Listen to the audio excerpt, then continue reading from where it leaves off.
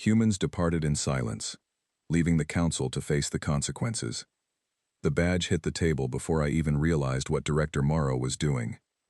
It made a small, flat sound, the kind of sound that belongs in a quiet room, not in the grand chamber of the Interstellar Council, where 43 species had gathered to watch humanity be stripped of its voice. The badge slid a few centimeters across the polished surface and stopped just short of the edge. Nobody moved to pick it up. I had been an attaché for 11 years. I had sat in that chamber through budget disputes, border renegotiations, 3 separate crises involving the Velhari Confederacy, and one incident with the Keth that we were all still legally required to call a misunderstanding. I had learned to read rooms the way some people read books, quickly, quietly, and without showing my face. That room, in that moment, was unreadable. Director Alara Morrow stood at the human delegation's podium and said nothing. She had thick silver hair, cut short, and the kind of posture that did not come from pride. It came from a long time spent in rooms where people underestimated her, and paying close attention to how that felt. She was 58 years old, and had represented humanity on the council for 9 of those years. She had argued, negotiated, compromised, and appealed. She had filed 312 formal objections. I know because I helped write most of them. She did not file a formal objection today. She picked up the one personal item she had brought with her, a small, worn notebook, the paper kind, which she used because she said digital records could be edited and paper could not, and she tucked it under her arm. She looked once around the chamber, not at the presiding Keth High Speaker, not at the Velhari block that had authored the legislation now being enacted, not at the floating display screens that showed the final vote count in 7 different languages. She looked at us, the 22 members of the human delegation seated behind her. She gave one nod. We stood up together. I want to be precise about this, because the moment gets told differently depending on who is telling it. We did not storm out. We did not make noise. No one flipped a table or said something that would echo through history as a declaration. We stood up, collected our materials. I remember folding my notes in half and sliding them into my coat pocket, and we walked toward the exit at a pace that was neither fast nor slow. It was the pace of people who had somewhere to go. The chamber door was heavy. The Keth had built this facility 300 years ago, and they had built it to last, which meant everything was thick and ancient, and slightly too large for human proportions. I was the last one through the door, and I let it close behind me without looking back. In the corridor outside, I could already hear the noise starting up inside, the low, overlapping sounds of 43 species, all beginning to talk at once. Morrow was waiting at the corridor junction, notebook still under her arm. She looked at me the way she always looked at junior staff, not unkindly, but without any warmth to spare. "Keep up," she said, and turned left. I kept up. The walk to the transit bay took 6 minutes. I know because I watched the timer on my wrist panel the whole way, partly to have something to focus on, and partly because I could not quite trust my legs to work correctly if I thought about what had just happened. Around me, the senior members of the delegation were already moving with the quiet efficiency of people executing a plan they had rehearsed. Coordinator Neil Ashby was speaking into a low-frequency communicator. Deputy Director Clara Finn was ticking items off a physical checklist. No one looked panicked. No one looked triumphant. They looked like people doing a job. That was when I first understood that I had been the only one in that chamber who was surprised. I caught up to Clara in the bay while we waited for the shuttle seals to clear. She was a decade older than me, compact, with reading glasses she never seemed to actually use, always pushed up on her forehead. I had worked under her for 4 years, and she had taught me more about interstellar administrative law than my entire university program had. "How long?" I asked her. I did not need to explain the question. She glanced at me sideways. "How long have we been planning this?" "Yes. About 3 years," she said. "Give or take."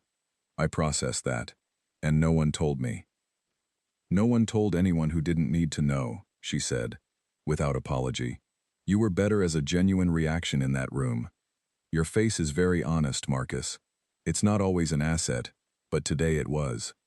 The shuttle sealed behind us with a sound like a held breath being released. Through the small viewport, I could see the council station growing smaller as we pulled away. It was a beautiful structure, actually. All curved architecture and soft amber lighting, designed by a committee of 12 species over 40 years. Humans had been on that committee.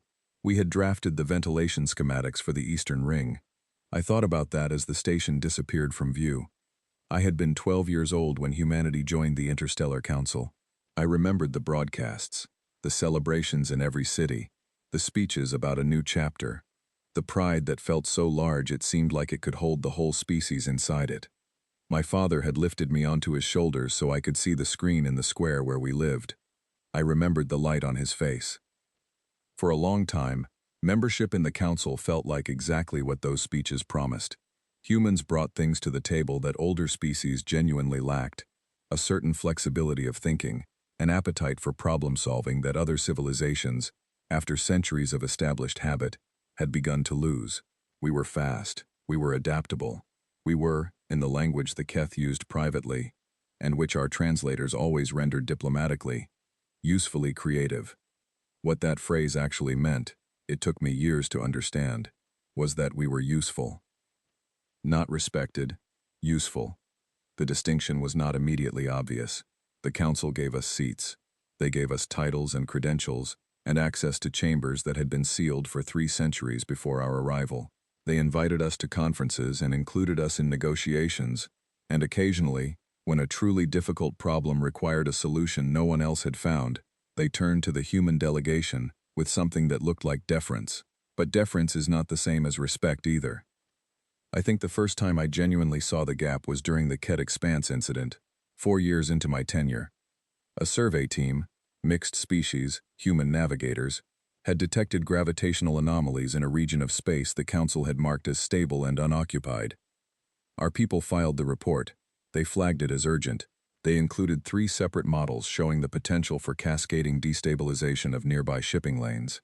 The Council's response, delivered by the Velhari Science Committee, was that the human models were methodologically interesting, but insufficiently validated by established frameworks. They tabled the report. The shipping lanes were rerouted 6 months later, after a Velhari cargo vessel nearly came apart crossing the anomaly zone. No one mentioned the human report in the official account. I had been in the room when the rerouting decision was announced. I had watched Director Morrow write something in her notebook. I had not known, at the time, to ask what she wrote. I know now. Clara told me later, on the shuttle home from the council station. It was a number. The number of times human warnings had been ignored, dismissed, or quietly reassigned to other species who received the credit. It was a large number. The Burden Reallocation Act had passed by a vote of 31 to 8. 4 species had abstained. Humanity had been the only delegation to vote against. And since the recent governance reforms had removed humanity's veto seat, the seat we had held for 7 years, the seat that the Velhari bloc had spent 2 years lobbying to dissolve on the grounds that no single species should hold veto authority, a principle they applied specifically and exclusively to us. Our vote counted as one among many. What the act did, in plain language, was this. It gave the Council authority to requisition human commercial and logistical infrastructure during any period classified as a Council emergency: human cargo vessels, human-operated relay stations, human medical supply networks, human translation services. All of it could be commandeered, redirected, and managed under Council authority, with compensation determined by the Council itself. The Velhari delegate had described this, during the debate, as formalizing the collaborative spirit that has always characterized human participation in Council operations. Morrow had written something in her notebook then, too. I had been sitting close enough to see it. It said, "Enough." On the shuttle, as the Council station disappeared entirely from the viewport and the stars settled back into their usual indifference, I sat across from Director Morrow, and I wanted to ask her 100 things.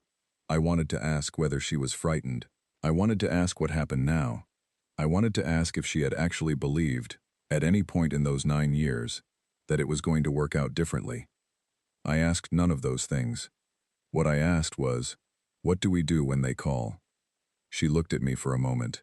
Outside, the stars did not move. They will call, she said. When they do, Clara will answer.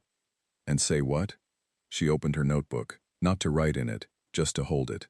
I had seen her do that before, intense moments. It seemed to help her think. Nothing that requires a response, she said. The shuttle hummed around us. Neil Ashby was still on his communicator. Clara was still checking her list. 20 people going home from a job that had just changed into something none of us had a name for yet. I looked out the viewport at the empty space where the council station had been. I thought about my father's face in the light of that broadcast, 20 years ago. The pride he had felt on behalf of all of us. The sense that humanity had finally arrived somewhere that mattered. We had arrived somewhere, that much was true. I just think, sitting in that shuttle watching the stars, that none of us had understood until very recently what we had actually built while we were there. Not a seat at the table itself. And we had just picked it up and walked out the door. Nobody had thought to stop us, because nobody had realized, until the door closed behind us, what the table was made of. I sat back in my seat. I folded my hands in my lap. I watched the stars and I did not say anything else for the rest of the journey home. Neither did anyone else. That silence, I would come to understand, was not emptiness. It was the first note of something very large and very deliberate. A piece of music that none of us had written down anywhere. Because some things do not need to be written down to be remembered. They only need to be felt. And in 31 chambers across council space, 43 species were beginning, very slowly, to feel it. The first communique arrived 11 days after we left. I know the exact timing because I was the one who logged it. That was my job in those early weeks. Not policy, not negotiation, not anything that required judgment or authority. Just logging. Every incoming signal from council space, tagged by origin, timestamp, and classification level, entered into a record that Director Morrow reviewed each morning over tea she never finished. The communique came from the office of the Keth High Speaker, and it was, in tone, almost gentle. It expressed concern at the sudden and unannounced departure of the human delegation. It hoped the situation could be clarified. It used the phrase, mutual benefit, 4 times in 3 paragraphs, which I had learned from Clara was diplomatic language for, we are not yet panicking, but we would like to. Morrow read it at her desk, set it down, picked up her tea, set that down too. File it, she said. I filed it. The second communique came from the Velhari Confederacy's Diplomatic Bureau, 6 days after the first. This one was considerably less gentle. It cited the Burden Reallocation Act by name and reminded us, in language that walked right up to the edge of a legal threat without quite crossing it, that humanity's logistical infrastructure was now subject to council requisition authority during declared emergencies. It requested that human vessel operators report back to their assigned council routes immediately. Morrow did not read this one at her desk. Clara summarized it verbally, standing in the doorway of Morrow's office. Morrow did not look up from what she was writing. File it, she said. It was filed. By then I had begun to understand, in pieces, the shape of what we had actually done. Not through any single conversation or briefing. Morrow did not hold briefings in the traditional sense, preferring to let information travel at the pace it needed to, but through the accumulation of small things I noticed and wrote down in a personal log I kept on paper, because Clara's habits were contagious. The withdrawal had not been improvised. That was the first thing. What looked, from the outside, like a sudden and emotional departure was, on the inside, the final step of a plan that had been built quietly over 3 years, maintained by a small group of senior human officials, and executed with the kind of precision that comes from having rehearsed something so many times it stops feeling like a plan and starts feeling like breathing. Every human contractor working in council space had received, 11 days before the vote on the Burden Reallocation Act, a personal message from the director's office. Not an order, a message. It outlined, without drama, what the vote was likely to produce. It explained that in the event of a specific outcome, human personnel would be recalled to human space within 72 hours. It asked each person to make their own decision, but to make it before the vote, not after. By the time Morrow placed her badge on the table, approximately 14,000 human workers across council space had already begun packing. I found this out from Neil Ashby, who had coordinated the recall operation from a secondary office on Meridian Station that I had never been invited to visit. He was not secretive about it after the fact. He seemed, if anything, quietly pleased to explain how it had worked, the way a person who has spent years on a very difficult puzzle feels when someone finally asks to see the solution. The hardest part, he told me, over a meal in the station canteen 2 weeks after our return, was the timing. You can't pull 14,000 people out of their jobs in 72 hours if they find out the same time everyone else does. They need time to finish things properly, pack, say goodbye, hand over their work in a way that doesn't look like sabotage. Why does that matter? I asked. Whether it looks like sabotage? He looked at me as if I had asked why gravity worked. Because we are not saboteurs, he said. We are people who went home. That is a completely different thing, and it matters enormously. I thought about that for a long time afterward. We had not damaged anything. That was the fact that kept returning to me as I went through my logs and read the incoming communiques and watched the picture of council space assembling itself through the signals we monitored from a respectful distance. Every human worker had left their station clean. Equipment was powered down properly. Ongoing projects were documented, and the documentation was left in obvious places. Medical patients in human-staffed facilities were transferred to the care of whatever local providers were available. Jump relay calibrations were logged and left accessible. We left everything in order. We just left. The thing about leaving everything in order is that it makes the absence impossible to misread. If we had caused chaos on the way out, the council could have spent its energy responding to the chaos, fixing the immediate damage, restoring systems, managing the emergency, and the underlying story would have been about human destructiveness. It would have been about what we had broken, but we had not broken anything, which meant the only story was about what we had been doing all along, the things that were now not being done, the systems that were now running on whatever their default state was without human maintenance, the routes that ships were now navigating without human relay guidance, the negotiations that were now happening without human translators who had spent decades learning not just the words but the silences between them. The Velhari atmospheric processors were the thing I heard about first, through a civilian contact who had worked in council space before the withdrawal and still had connections there.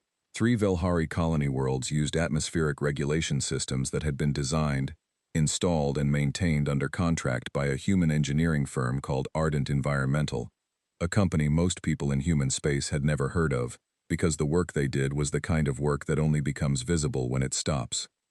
The systems were still running. Ardent's engineers had left them in excellent condition, fully documented, with maintenance schedules clearly marked.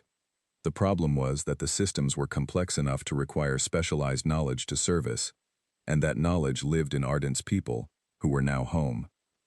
I did not find out how long the Velhari took to realize this, but I found out it was not long. The third communique arrived 19 days after our departure. This one came directly from the Council's Emergency Coordination Bureau, and it did not use careful language. It stated that human withdrawal from council space had created critical gaps in infrastructure and services. It stated that 3 member species were experiencing supply shortfalls. It stated that the council was invoking its authority under the Burden Reallocation Act to require that human vessels and personnel return to their assigned operations immediately. I logged it. I brought the log to Morrow's morning review. She read it. She set it down. She picked up her tea, and this time she actually drank some of it. "File it," she said. I filed it. What Morrow understood, and what I was only beginning to understand, was that the Council's invocation of the Burden Reallocation Act was not a threat. It was a confession. By citing the act, the same act that had been passed to give them authority over human resources, they were publicly acknowledging that they needed those resources. They were, in effect, telling the entire Council record that humanity's contribution was so significant that its absence constituted an emergency. Every communique they sent was evidence. Clara explained this to me one evening in the records office, surrounded by the organized system of physical files she had insisted on maintaining alongside the digital archive, because she had a long memory for what happened when you trusted your records only to systems other people controlled. They have 3 options, she said, not looking up from the document she was cross-referencing. They can wait and hope we come back on our own terms, which we won't. They can try to replace what we provided, which will take longer than they think, and cost more than they want to admit, or they can come to us. Which will they choose? I asked. Option 2, then option 3, she said. In that order. They'll try to fix it themselves first, because admitting they need us is harder than the fixing. How do you know? She finally looked up. There was something in her expression that was not quite sadness, and not quite amusement, some mixture of the two that I did not have a name for. Because it's what we would have done, she said, if the situation were reversed. She went back to her document. I sat with that for a while. In the weeks that followed, I kept my logs carefully. Incoming signals from council space grew more frequent, and then, after the 5th week, began to decrease. Not because the situation was improving. I understood from the pattern of what was being said, and what was being conspicuously not said, that the decrease in formal communiques meant the council had moved from the phase of official demands to the phase of internal crisis management. They had stopped shouting at us and started shouting at each other. That was, according to Clara, a positive sign. I was not sure positive was the right word. Watching it happen gave me no pleasure. The child I later heard about, a young Velhari girl on one of the affected colony worlds, whose treatment had been managed through a medical AI system that needed a software update nobody on that world knew how to authorize. I did not find out about her specifically until much later, but I understood in a general way that the withdrawal was not abstract, that it was happening to real people in real places, and that some of those people had no say in the decisions that had led to this. I wrote about that in my private log. I did not take it tomorrow. It was not a policy question. One evening, about 6 weeks after the withdrawal, I found myself walking through the quiet corridors of Meridian Station late at night, when the day shift had ended and the evening staff were settled into their routines. The station was a different place at night. Slower, smaller feeling, the kind of place where you could hear your own footsteps. I walked past the communications hub where Neil Ashby's team still monitored council signals around the clock. I walked past the administrative wing where Clara kept her files. I walked past the small conference room where the senior staff met each morning for the briefing that was not really a briefing but more of a collective reading of the situation, everyone bringing their pieces and laying them on the table to see how the picture was forming. I walked until I found myself at the viewport on the eastern corridor, a long, wide panel of reinforced glass looking out at the stars and at the curve of the planet below, where most of the human population lived their ordinary lives in complete unawareness of the extraordinary thing their species was quietly doing. I stood there for a while. I thought about a conversation I had had, before the withdrawal, with a Keth junior diplomat named something I could not fully pronounce, and who asked me to call him Aaron. He had been posted to the council station the same year I arrived, and over 11 years we had developed the kind of professional friendship that forms between people who share the same difficult workplace, without quite sharing the same world. We had eaten lunch together perhaps 50 times. We had argued amiably about translation conventions. He had attended a human cultural exhibition I helped organize, and I had attended a Keth memorial ceremony I did not fully understand but found deeply moving. He had sent me a personal message 4 days after the withdrawal, not an official communique. A personal message, through civilian channels, which told me he had thought carefully about whether to send it at all. It said, "I hope you are well. I do not know if what is happening is what you wanted. I am sorry it came to this. I did not vote for the act. I want you to know that." I had read it 3 times, and then I had written a reply that said, "I know. I hope you are well too." I had not known what else to say. Standing at the viewport, watching the stars, I thought about Aaron, and I thought about the Velhari girl, and I thought about my father lifting me up so I could see the screen, and I thought about Moro's notebook, and the number she had written in it, and the word she had written after that. Enough. I understood it better now than I had on the day I saw it. I also understood that understanding it was not the same as being sure we were right. Those were different things. You could know exactly why a decision was made and still lie awake at night in a quiet corridor watching the stars and wondering if the cost was going to be worth it. I did not have an answer to that yet. But I kept my logs, and I trusted the people who had planned this, and I waited for the thing that Clara had told me would come next. The day they stopped trying to fix it themselves and started trying to find us. It began with a rumor. Not a political report, not an intelligence briefing, not a formal signal from any recognized council bureau. A rumor, passed to Neil Ashby through a contact he had cultivated over 8 years in the logistics community. A Velhari cargo broker named something unpronounceable who went by the name Fess, and who had made a significant portion of his income from human shipping partnerships, and was therefore experiencing the withdrawal in a very direct and personal way. Fess told Neil that the mood inside the Velhari Confederacy's inner government had shifted, that the arguments happening behind closed doors were no longer about how to compel humanity to return, that they were now, instead, about who was to blame. That was week 7. By week 9, the arguments had spread beyond the Velhari. Neil had 4 separate sources in 4 separate species confirming a pattern that was beginning to look less like isolated discontent and more like something systemic. The Council's emergency sessions, which were now happening twice a week rather than the usual once a month, were no longer focused on managing the consequences of our departure. They were focused on assigning responsibility for those consequences, which meant the consequences were worse than the Council had publicly admitted. I was building a picture from fragments, the way I had learned to work in the early years of my career, when complete information was a luxury you rarely had, and pattern recognition was the only tool that actually helped. The fragments were an uptick in civilian complaints from 3 council species about supply delays, an anomalous silence from the Keth High Speaker's office, which had previously been our most frequent point of contact and had not sent a communique in 11 days, a report from a human civilian cargo pilot who had briefly passed through a waypoint station near council space and observed, through his viewport, a line of cargo vessels sitting idle at a docking ring, 17 ships, all registered to the Velhari merchant fleet, none of them moving. 17 ships.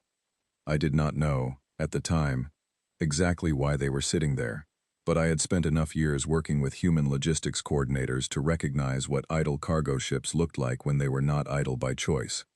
They were waiting for route guidance they were not receiving.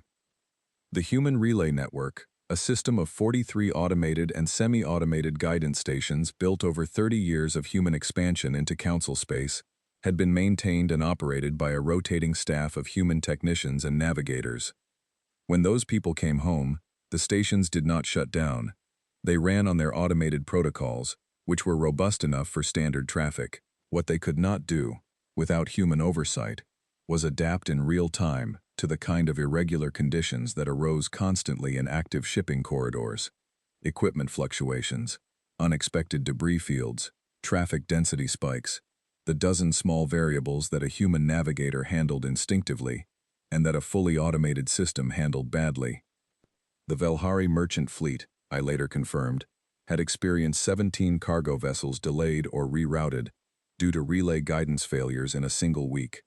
The delays were not catastrophic, but they compounded, and they were not going to stop compounding, because the underlying condition, no human oversight, was not going to resolve itself. I brought this analysis to Clara. She read it, sat with it, added 2 items from her own files that I had not yet found. "There's more," she said. "The Keth Tertiary Medical Network, the one covering their outer colony ring, has been running on the diagnostic baseline we set up for them 8 years ago. The baseline assumes quarterly calibration by a certified technician. The last calibration was done by a team from St. Luke's Medical Institute out of New Bristol. That team came home in the withdrawal." I looked at her. "When is the next calibration due?" 6 weeks ago, she said. I sat back. "How serious?" "Not immediately serious," she said carefully. "The system has tolerances. But the tolerances are narrowing, and nobody on the Keth side currently has the certification to do the calibration, because for 8 years, they outsourced the certification training to the same institute." I wrote this down. "Clara," I said, "how many things like this are there?" She took off her glasses, the ones she never actually wore but always kept on her forehead, and set them on the desk. "More than the council expected," she said. "Fewer than some people here expected." "What do you mean?" "Some people thought this would collapse things in a month," she said. "Morrow never thought that. She thought it would take 9 to 12 months for the full picture to become clear. Not a collapse. A slow, undeniable reveal. Like water finding its level." Water finding its level. I wrote that down too. The moment I think of as the real turning point, not the political turning point, but the human one, happened in week 10, in the middle of the night, in the communications hub. I had taken a night shift monitoring incoming signals because the person usually assigned to it had come down with something and I had offered to cover. It was quiet work. Most signals at that hour were automated. Relay confirmations, position reports from our own civilian traffic, the background noise of a dozen systems doing what they were built to do without anyone needing to watch. At 0340 station time, a signal came in on a civilian frequency, unencrypted, flagged in the system as personal correspondence. It was addressed to me. The sender code resolved to a Keth civilian registration. It took me a moment to recognize it, because it had been months since I had seen it, and because the context was so far from the one where I had last encountered it. It was Aaron. Not a diplomatic message this time, not even formatted like one. Just a block of text, in the common language we had always used with each other, which was neither fully human nor fully Keth, but some practical middle ground we had developed over years of working across the gap. He wrote that he was not contacting me in any official capacity. He wrote that he was contacting me as a person, which he understood I might find strange given the current situation, but which he felt he had to do anyway, because he had been sitting with something for weeks, and he did not know what else to do with it. He wrote that he had attended a session of the Council's Emergency Committee 3 days earlier, in his junior capacity, and that in that session, he had listened to senior representatives from 6 species spend 4 hours discussing the human withdrawal and the problems it had created, and that in those 4 hours, not one person in that room had said the words, "We should not have done this." He wrote, "They are all talking about how to solve the problem. Not one of them is talking about whether the problem is their fault. I do not understand this. I have been trying to understand it and I cannot." He wrote, "I thought I should tell you. I am not sure why. Perhaps because you will understand what it means better than I do." I sat with that message for a long time. I thought about what Clara had said, about water finding its level. I thought about what Neil had said, about the difference between leaving and sabotage. I thought about what Morrow had written in her notebook on the day the Ket Expanse report had been dismissed. I wrote back to Aaron. I wrote, "It means they know. They just haven't said it yet. The saying is the hard part." He replied 20 minutes later, which told me he was also awake at an unusual hour. He wrote, "How long do you think it will take? The saying." I thought about it. I thought about what I knew of how these things moved, not in politics, which moved quickly and loudly, but in the kind of institutional understanding that only shifted when people stopped being able to pretend. I wrote, "Not much longer." I did not know, when I sent that, how precise I was being.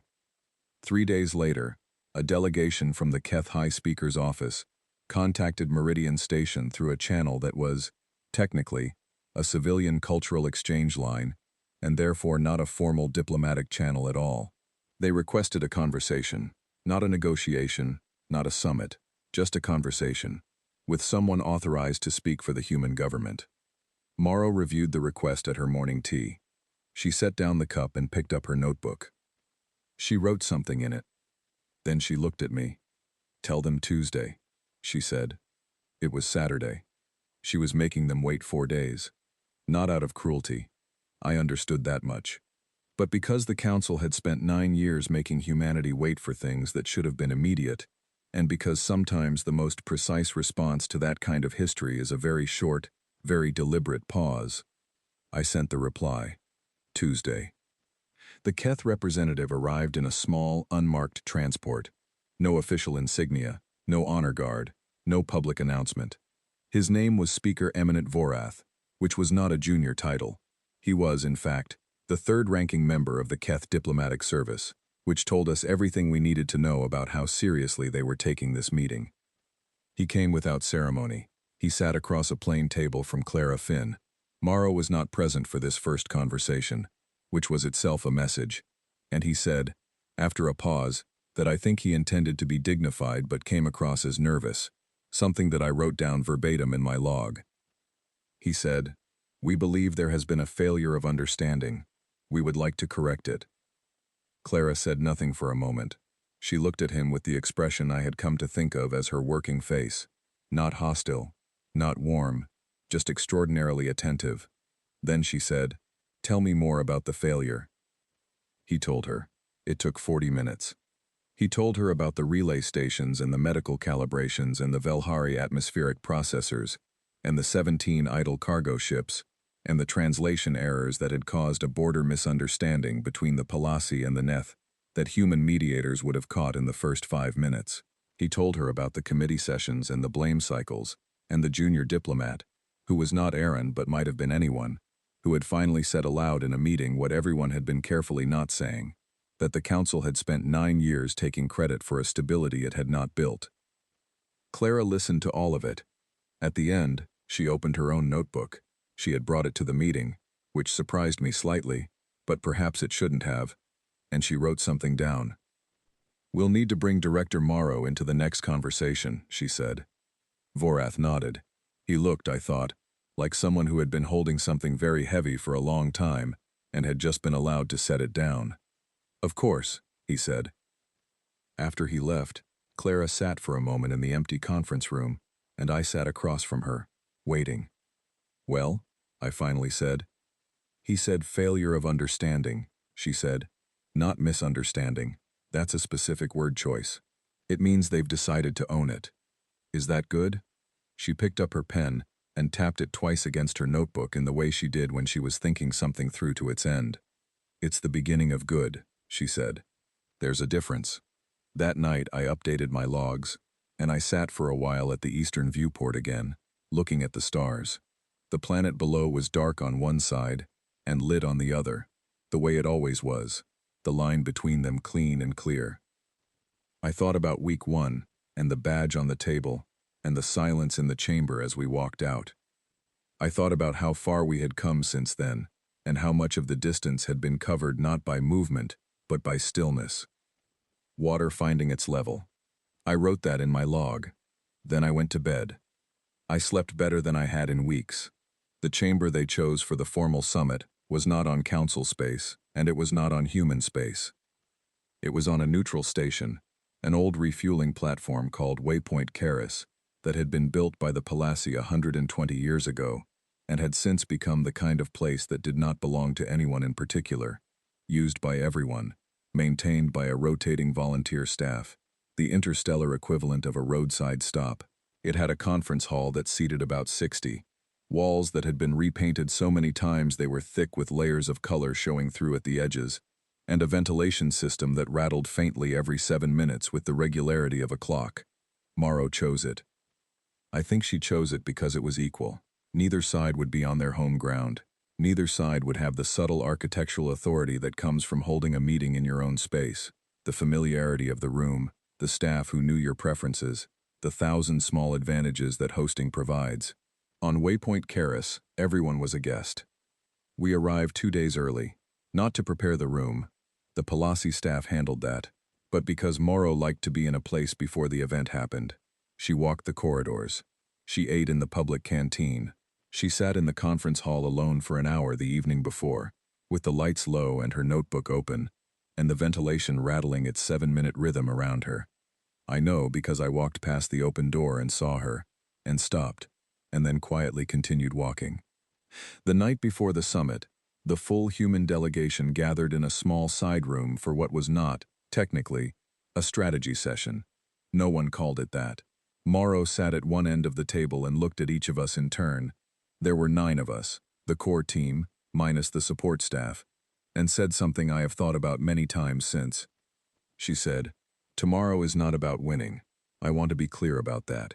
We left because the arrangement was unsustainable and unfair. We are here now because they have asked to correct that. Our job tomorrow is to help them do it in a way that actually holds." Neil said, "And if they come in with conditions?" "Then we hear the conditions," she said. "Everything gets heard. Nothing gets agreed to tonight, in our heads, before they've spoken. That habit, deciding what someone is going to say before they say it, is half of why we ended up here." She looked around the table once more. "Any questions?" There were none. I did not sleep well that night. I lay in the small bunk in my assigned quarters and listened to the station hum around me, and thought about the morning. I thought about all the communiques I had filed over the past months, all the signals logged, all the fragments assembled into pictures. I thought about Aaron's message at 0340 and Speaker Vorath saying, "Failure of understanding," in Clara's conference room. I thought about my father's face. At some point I must have slept, because the next thing was the alarm and the gray light of station morning and the sound of people moving in the corridor outside. The council delegation arrived at 0900. There were 7 of them, one representative from each of the species that had voted for the Burden Reallocation Act. The Keth High Speaker himself led the group, which was not something I had expected. He was old, by Keth standards, which meant he moved slowly and precisely, and his formal regalia was simple, almost plain. He had served on the council for longer than most humans had been involved with it. Behind him came the Velhari delegate, Speaker Eminent Doth, who had co-authored the Burden Reallocation Act, and who had been, in the council chamber on the day of the vote, visibly satisfied. She did not look satisfied now. She looked like someone doing something difficult, and doing it without wanting anyone to see how difficult it was.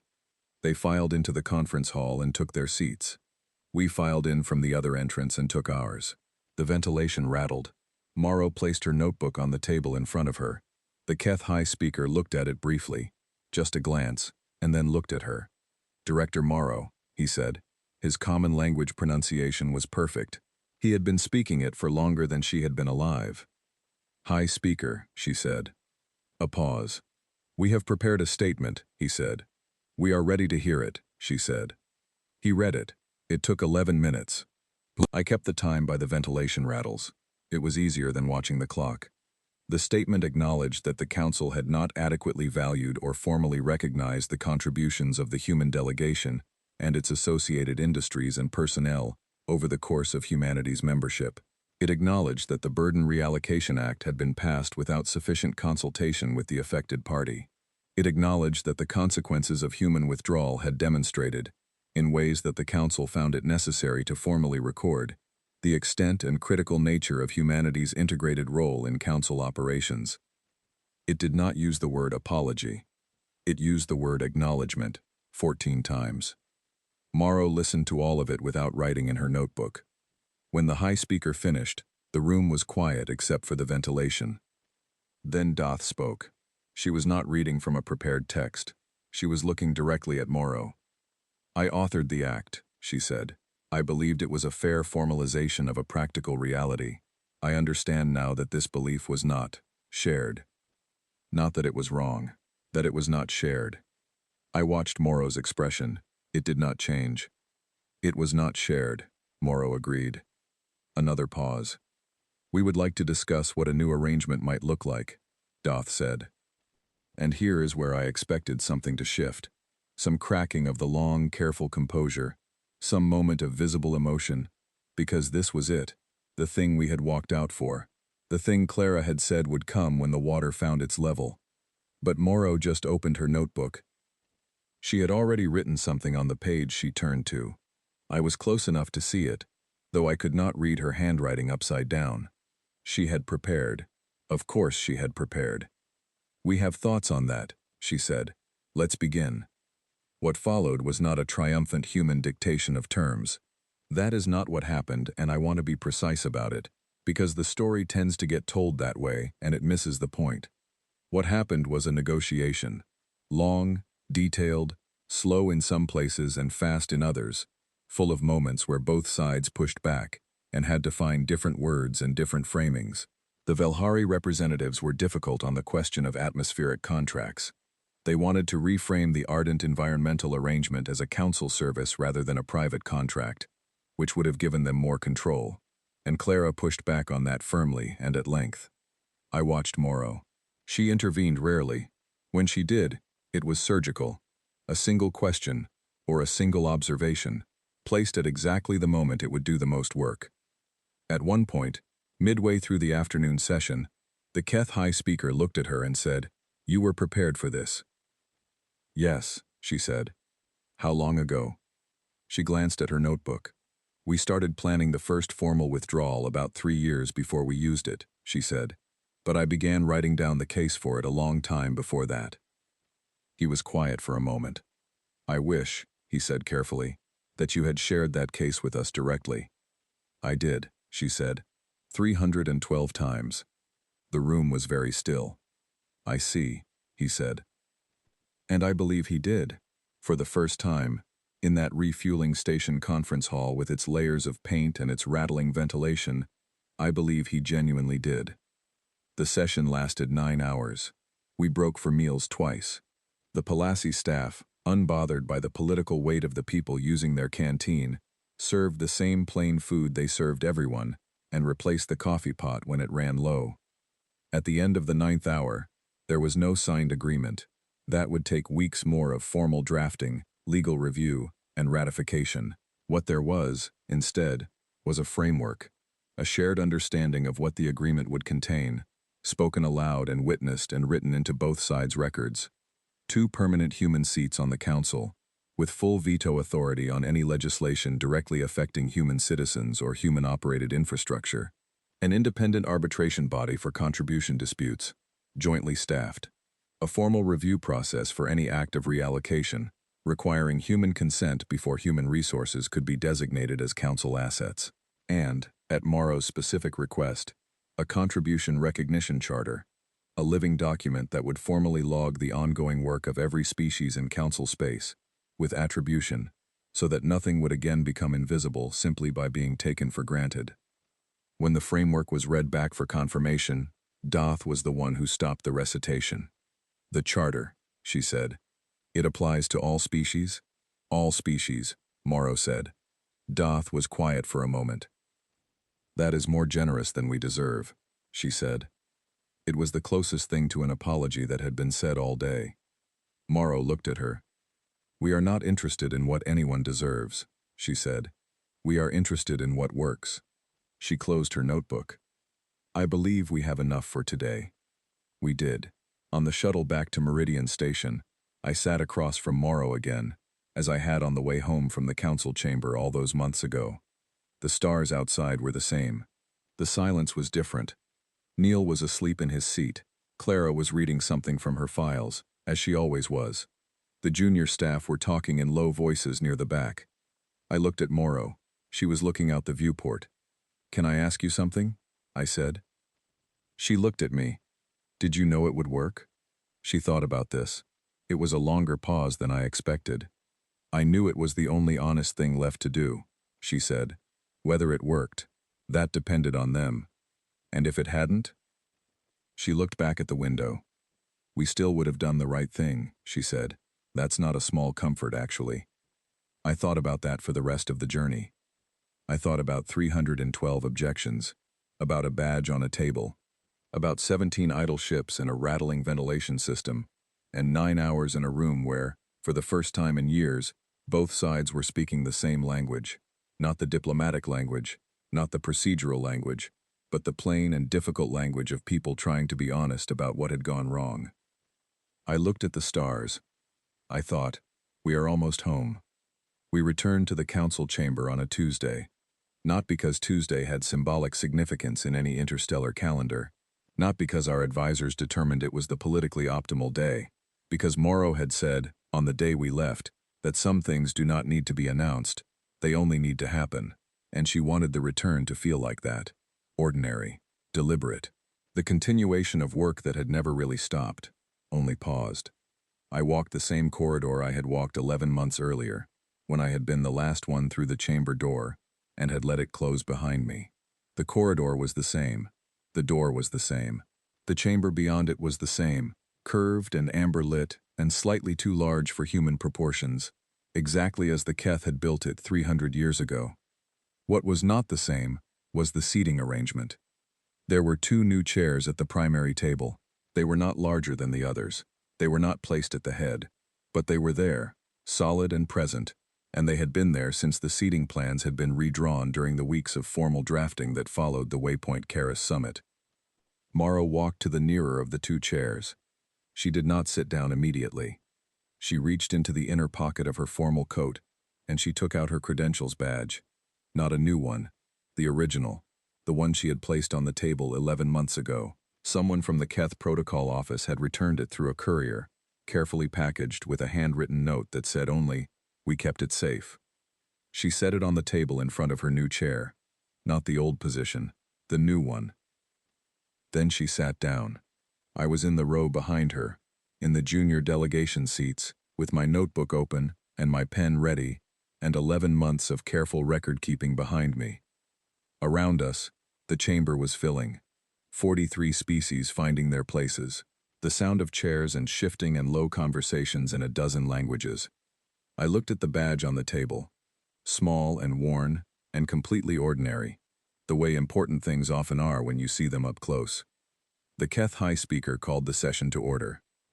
The first item on the agenda was the formal ratification of the New Meridian Accord, the agreement that had grown from the Waypoint Karis framework, through 6 weeks of drafting and negotiation, and one particularly difficult afternoon, when the Velhari legal team had tried to insert language that would have quietly narrowed the scope of the contribution charter, and Clara had caught it at 11 o'clock at night, in a document marked as final, and the subsequent conversation had lasted until 4 in the morning, and had not been quiet. The accord was ratified.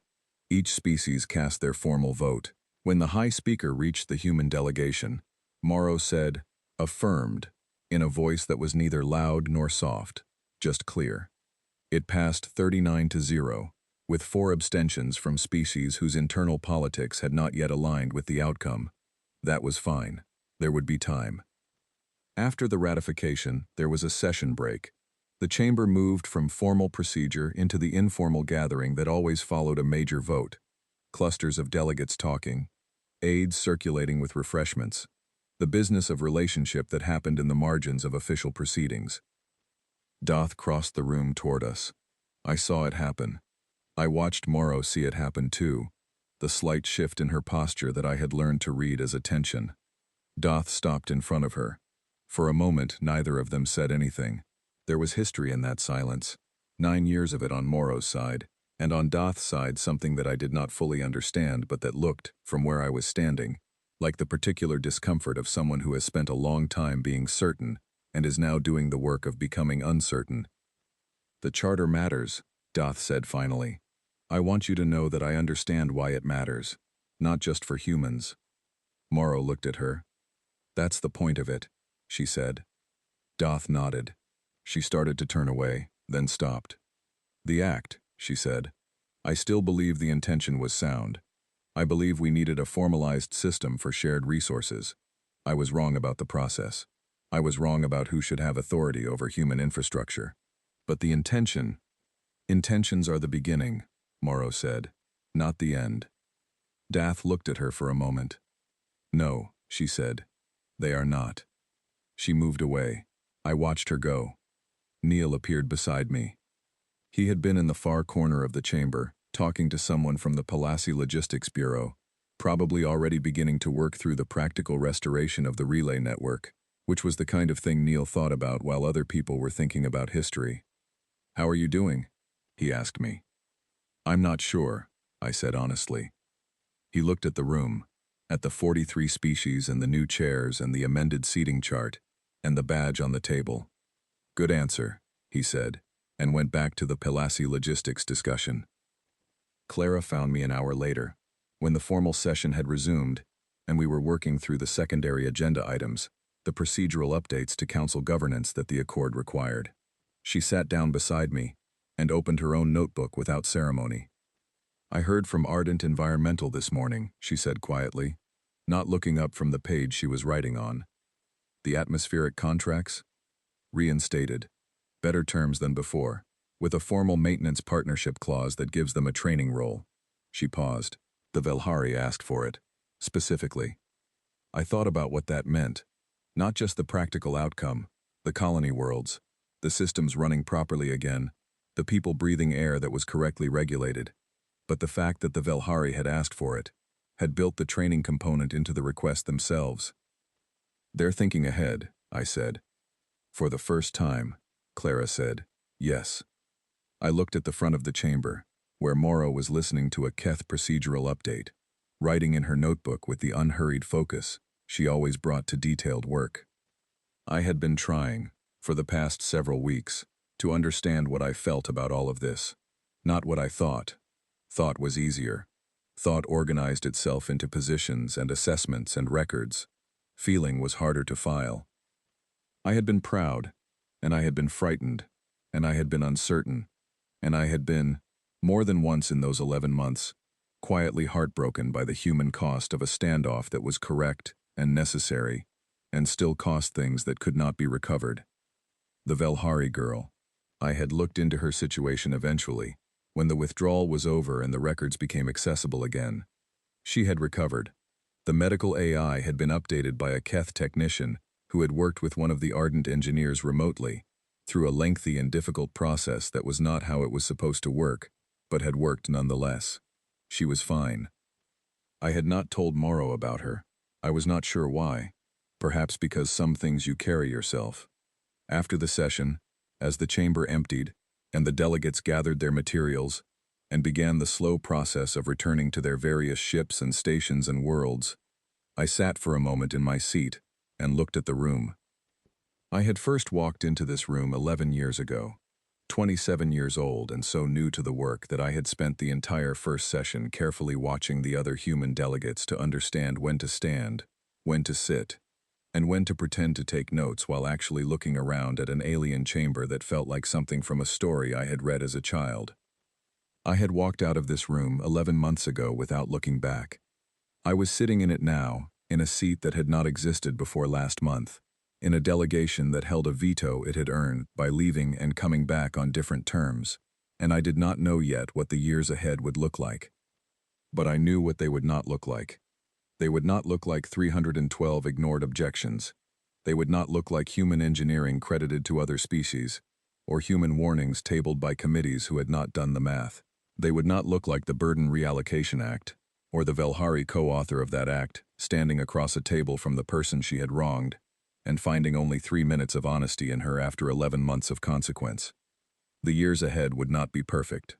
I knew that. The New Meridian Accord was a good document, and the Contribution Recognition Charter was a better one. But documents are only as good as the people who hold to them. And people are complicated, and institutional memory is short. And I had been doing this work long enough to know that the same fights had a way of finding new forms. But the forms would be new. That was something. Morrow appeared at the end of my row. She had her notebook under her arm and her badge, the real one, the worn one, clipped to her lapel. She did not look like someone who had just completed the thing she had spent 3 years building toward. She looked like someone thinking about what came next. She looked at me. "Still keeping your logs?" she asked. "Yes," I said. "Good," she said. "Keep them." She walked out of the chamber. I stayed for another moment in the quiet. The Keth had built this room 300 years ago. The light had the same warm amber quality it always had. The ceiling curved above me in the same vast arc. The door at the far end was the same heavy door I had walked through 11 months ago, without looking back. I thought about what it means to leave a place and then return to it. Whether it is the same place, whether you are the same person, whether the gap between the leaving and the returning is loss or simply distance, and whether distance can be a kind of learning. I did not have a clean answer. I wrote in my log, "First day back, the room is the same, we are not. I think that is exactly correct." I closed the notebook. I stood up. I walked out of the chamber and into the corridor beyond. The same corridor, the same amber light, the same slight echo of footsteps on a floor designed for beings slightly larger than myself. Somewhere ahead, the work was already continuing. Clara was drafting, Neil was coordinating.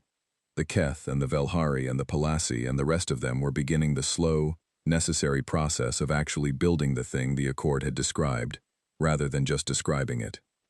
It would take years. It should take years. Things that matter usually do. I thought, for the last time in a long time, about the day we walked out, the silence of it, the 22 of us in a line, not fast and not slow, the way you move when you have somewhere to be, the door closing behind me, the sound of 43 species beginning to understand. They called it the quiet withdrawal in the historical records. I had seen the provisional title in a Keth academic journal that had already begun writing about it, with the particular confidence of scholars who could see the shape of something now that it had an ending. We had just called it what it was. a moment when we finally stopped pretending that silence meant powerlessness. When we understood, fully, that you do not need to be loud to be heard. You only need to be honest about what you are, and willing to let the absence of you speak on your behalf. The corridor ahead was lit and long and full of work. I walked into it,